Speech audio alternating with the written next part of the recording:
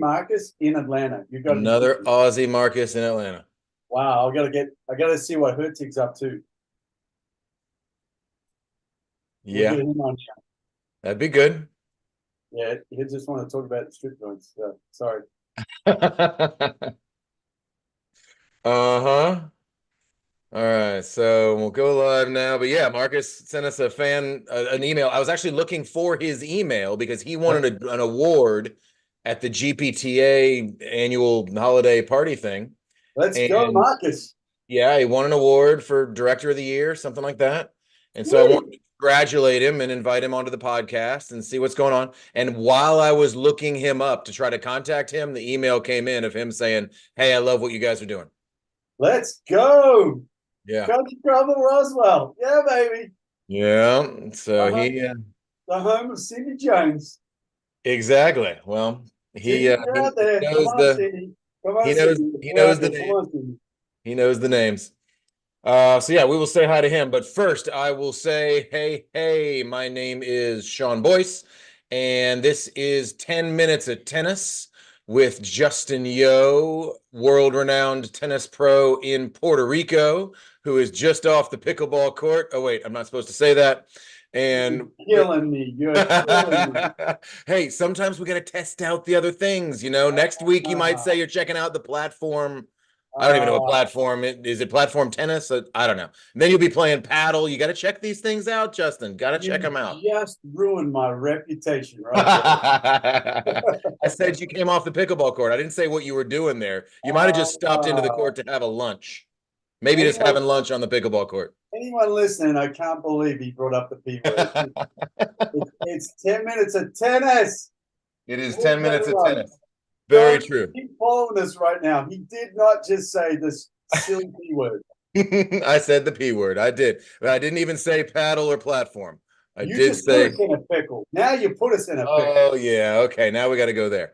Now All we've right. lost 3 minutes. We're losing time. Losing time. We've only got 10 minutes. Exactly. So we will talk about functional tennis today on our 10 minutes of tennis. And Justin, catch me up on functional tennis is kind of an umbrella concept that has other things inside it, underneath it. One of the more interesting concepts inside of functional tennis you mentioned is mind mapping. Do you want to start there, or do you want to Sure, give me a sure. functional tennis overview and then dive down? Yeah, no, well, so mind mapping, I'll just correct that. People think of mind mapping as a spreadsheet and all this drawn up clouds that everybody knows is a mind mapping in the tech world these days. When we talk about mind mapping in tennis, your brain, and actually, let me take that away. It's not just tennis, it's all sports. When a child at a young age does a lot of different sports, the brain itself is already starting to map what nerve systems, what exercise, what functionality, what kinetic chains, like all those different things are happening within the brain. And if they've done a lot of different sports and different activities, and when I say activities, could be just climbing the tennis fence. Like when I was a kid in the days, we had little badges on our shoes as a member, and if you weren't a member, you're supposed to get out. But they locked the gate, so we would climb the fence to try a different court surface. But climbing the fence was strengthen your hands, strengthen your toes. And I've asked people here to try to climb a fence, and they can't climb a fence. They can't stick their toe in. They can't pull themselves up and over a fence. So anyway, activities is what I'm talking about. And the earlier the activities, the more they have those function things in their brain, and I call that mind mapping, meaning they have things they have already. And then when you can find those teaching tennis, it makes tennis so much easier because you don't have your client or whoever you're working with doesn't have to think. They already know that function.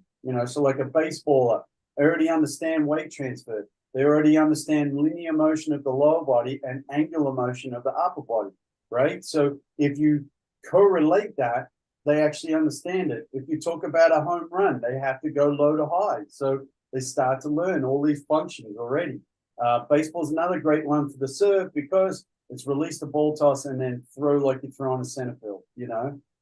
So I use baseball a lot. If people haven't done baseball, it could be ballerina dancer. She's got great footwork. You just got to teach her how to use her feet correctly, independently, not at the same time.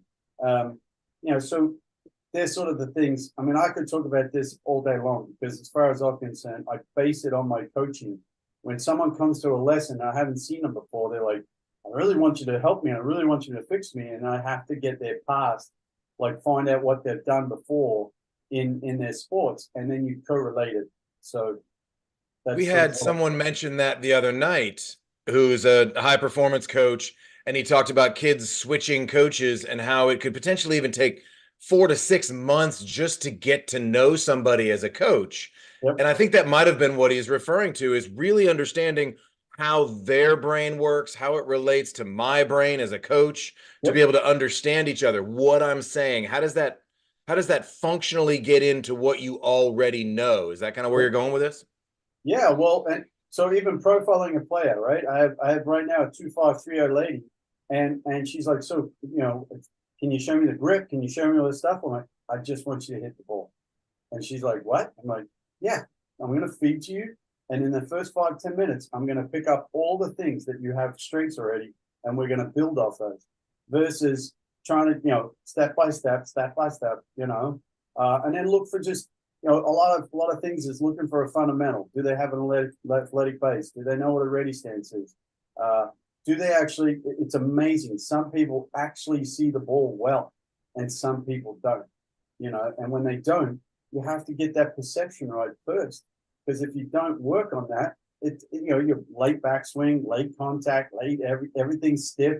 They want to put everything in the court, and it's all late. Yeah, I don't know.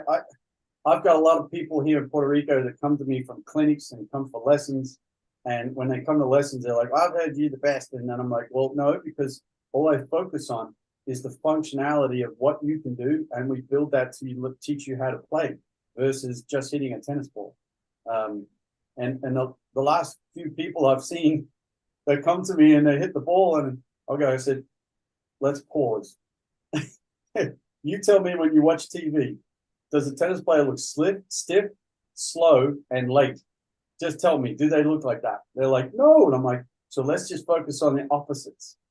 Loose, early, and fast. Please, let's just try that. And all of a sudden, boom, they start to change. So again, that's functioning stuff. Well, I like what you said about getting to know the player and just have them hit the ball in the beginning. We do the same thing when we first meet a kid. And I tell them, I said, all right, hit the ball over the net. And they look at me and, what do you mean? I'm like, any way you want. What's the first thing that comes to mind? Because sometimes I'm also going to learn the last thing they learned from their previous coach, if they had one. But also they're gonna relate it from whatever sport they came from or whatever thing they did at home, playing catch with dad or mom or whatever they were doing. And they're gonna relate it and say, okay, how am I gonna use the stick to get the ball over the net? And I'm gonna see just a little bit of a glimpse of how their brain works. And then I can say, okay, great, let's add a follow through. Let's add a backswing. We can do those things piece by piece. And I guess in that case, we're just building the function. Yeah, we're building the functional tennis. And as far as mind mapping goes, you can see whether a child has a good swing, but they don't weight transfer, right? So you would work on their base and you work on their legs and try to build that with the function that they already have as a good swing, right? And so that all of a sudden changes their racket path and the length of their racket path because they're now transferring their body weight, So yeah, there's functional tennis and mind mapping. Again, there's two different things between kids and adults, but really at the end of the day, you want to see what they already have, that they understand, that they already know, and then you build off that instead of trying to build everything. And so in that case, it is a piece by piece concept. So if you're going to give some advice at the end of our 10 minutes of tennis, and you're going to say, okay, here's minute 10, and we're going to say, all right, coaches, here's what we want you to look for, pay attention to, and players, when you show up, you got one thing for the coaches and one thing for the players to say, hey, coaches, look for this. Players expect that. I mean, coaches, you know all your elements of tennis, but just know your fundamentals. Like, are there any ready stands? Do they have a good base? Or just get them to hit some balls and make sure you don't hit the ball right to them. Make them move and see if they've got the functions of moving to the ball. I don't think a lot of people pick up on perception enough. The perception is everything.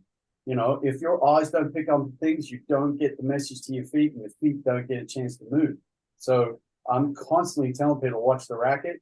And I use the example of Djokovic all the time, because what does he do on the baseline? He's like this, you know, forcing his eyes to see the messages so everything else works. So that's what I would say is focus more on perception for coaches. What was the second question? Players. Players,